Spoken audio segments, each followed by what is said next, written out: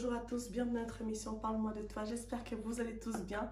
Aujourd'hui, nous recevons Eric qui va nous parler de son histoire. Bonjour Eric. Bonjour Sarah, tout d'abord je te remercie de me recevoir. Je viens aussi parler de mon histoire, de ce que j'ai vécu avec mon ex-femme, comment je l'ai quittée, la façon dont elle m'a traitée et aussi comment Dieu m'a restaurée. Voilà, moi j'ai rencontré cette femme-là par le bien d'un ami. C'était lors d'une soirée entre amis. Elle était venue avec ses copines, c'est là que j'ai rencontré, on a fait connaissance et les choses se sont passées tellement vite. J'ai vu devant moi une très belle femme, très intelligente, très cultivée aussi, elle avait un bon travail. Moi aussi, je travaillais, j'avais aussi un bon travail. Et pour moi, je me disais, comme je sortais déjà d'une relation qui était assez difficile, pour moi, c'était vraiment une occasion. Je voyais qu'elle était différente de ce que j'avais connu. Je l'ai fréquentée, on sortait, on allait manger, on allait au cinéma. Et les choses se sont faites un mois après. Elle a accepté de se mettre avec moi et on a commencé à sortir ensemble.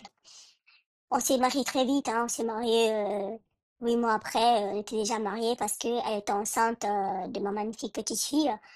Et on s'est mariés. Ma petite fille est venue au monde.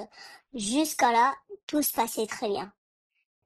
Un an après, elle n'arrivait toujours pas à perdre du poids qu'elle avait pris lors de sa grossesse. Au début, quand elle a accouché, elle se disait oui, j'allais perdre tout de suite avec l'allaitement de ce qu'on lui avait dit. Et au bout d'un an, elle n'avait toujours pas perdu. Et quand elle sortait avec ses copines, elle revenait toujours triste en me disant que elle avait beaucoup de peine à s'accepter en tant que femme, accepter plutôt la femme qu'elle voyait devant le miroir. Que à chaque fois, ses copines n'arrêtaient pas de lui répéter qu'elle avait changé. Et moi, je suis sportif. Je lui disais à chaque fois, viens avec moi au sport. Parce qu'avant, elle venait avec moi au sport. Et puis après l'accouchement, elle a totalement arrêté. Déjà avant la grossesse, dès qu'on s'est mariés, elle a arrêté de venir au sport avec moi. Elle faisait sur autre chose, elle préférait sortir avec ses copines. Moi, je ne pouvais pas l'obliger. Je ne peux pas l'obliger à faire quelque chose dont elle n'a plus envie de faire. Donc moi, je continuais à aller faire mon sport. Et après l'accouchement, elle a vraiment switché. C'était quelqu'un d'autre. Ça a commencé avec elle-même, elle se détestait, elle disait elle n'aimait pas ce qu'elle voyait. Et moi, je ne comprenais pas. Je me disais, mais où est partie cette femme que j'ai connue, cette femme qui allait au sport, cette femme qui avait confiance en elle. C'était comme si l'accouchement lui avait fait perdre confiance en elle. Ou je dirais plutôt le regard de ses copines. Et après ça, elle n'arrêtait pas de se plaindre. Et moi, je le forçais bien avec mon sport, elle ne voulait toujours pas. Et après, je ne sais pas ce qui s'est passé, je n'ai pas compris. Ça a commencé avec des insultes. J'ai oublié un verre sur la table, c'était des insultes. J'ai oublié une fourchette, c'était des insultes. Pourtant, moi je faisais le ménage, elle faisait le ménage aussi. Et les choses s'empiraient de plus en plus. Moi, je suis arrivée à un point où je n'en pouvais vraiment plus. Je lui disais, écoute, moi je te respecte, tu me respectes en retour. Depuis que nous sommes mariés, je ne t'ai jamais insulté en 2 ans de mariage, tu n'as pas à m'insulter. Tu n'as pas à me taper dessus parce que elle me frappait, elle commençait vraiment à me frapper, sachant que moi, je suis assez costaud, je ne pouvais pas la frapper en retour. Parce que je me disais, si je la frappe aujourd'hui, c'est mon nom qui allait être affiché sur la place publique. Et ça, je ne voulais pas. Donc, j'ai supporté cela. Je suis allée voir sa maman pour lui en parler, lui dire, écoute, moi, avec votre fille, ça ne va pas du tout. Qu'elle s'énerve, je suis bien d'accord. Qu'elle soit en colère, je suis bien d'accord. Mais qu'elle me frappe comme ça, qu'elle commence à me frapper et à m'insulter, ça, je n'accepte pas. Limite encore, je peux accepter qu'elle me gifle comme elle le fait d'habitude, mais pas qu'elle dise que je ne vaux rien. Les insultes, ça, je n'accepte pas. Elle insulte mes parents, elle insulte mes frères, ça, je n'accepte pas. Et sa maman m'a dit, écoute, mon fils, essaie de rester tranquille, je vais parler avec ma fille, je vais essayer de calmer les choses. Je suis rentrée à la maison et tout cela, ça a continué. Jusqu'au point où moi, je ne dormais plus dans la chambre. Je commençais à dormir au salon parce que elle disait qu'elle me supportait plus. Elle disait clairement qu'elle me détestait, qu'elle ne voulait plus me voir. C'était de la jalousie excessive, que moi j'étais beau, que moi je faisais du sport, que moi j'étais musclée. Et voilà, elle commençait à me reprocher le fait que j'allais au sport après mon travail. Pourtant, quand on s'est connus, ça a toujours été comme ça. J'allais à mon travail, à 16 heures, je revenais, j'allais au sport. Et après, je revenais à la maison pour l'aider, pour le ménage, parce qu'elle a travaillé à mi-temps. Et là, tout d'un coup, c'était la jalousie. Pourquoi tu vas au sport? Tu vas voir des meufs. Je lui proposais, mais viens avec moi, mais elle ne voulait pas. Pourtant, je ne la trompais pas. C'était vraiment devenu une situation infernale. Surtout en plus de ça que son grand frère était policier, c'était vraiment du genre des menaces. Tu sais, mon frère est policier, on va te mettre dans la M, tu vas voir ce qu'on va te faire, patati patata, parce que elle est moitié européenne et moitié africaine. Et son frère, donc son demi-frère est européen et il est policier. Et ils sont très attachés l'un envers l'autre. Et il sait que son frère ne veut pas la voir souffrir et elle me menaçait par rapport à ça. Et je vous dis honnêtement que moi, c'était devenu vraiment trop. Je n'en pouvais plus de ce comportement. Quelque temps après, elle est tombée malade. Elle a eu un cancer de sein. Elle a été diagnostiquée et moi, je voulais vraiment être là pour elle. Elle a commencé, heureusement qu'elle a été diagnostiquée assez tôt.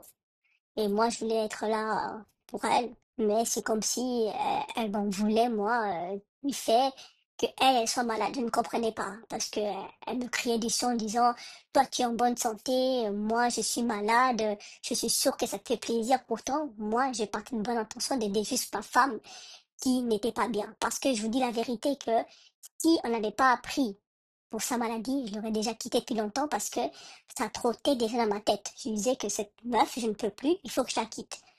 Je n'en pouvais plus de voir ma petite fille au milieu de ses disputes, de ses pleurs, je n'en pouvais vraiment plus.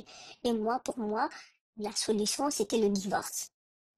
Et après, on a appris pour sa maladie et moi, je voulais être là pour elle, la soutenir pendant sa chimio, j'étais là pour elle.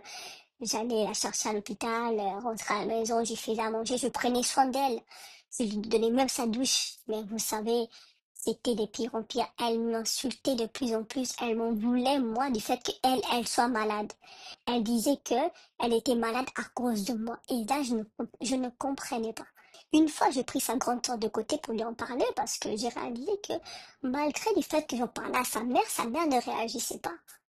Et sa grande sœur me dit, mais écoute, moi, personnellement, je n'accepte pas non plus le fait qu'elle me traite comme ça. Et si tu penses que ça ne joue pas, tu devrais lâcher ma sœur. Parce que ce que ma sœur elle est en train de faire, ce n'est même pas de l'amour. Donc voilà, moi, je n'accepte pas comment ma sœur te traite. Pourtant, c'est ma sœur à moi, mais je n'accepte pas comment elle te traite.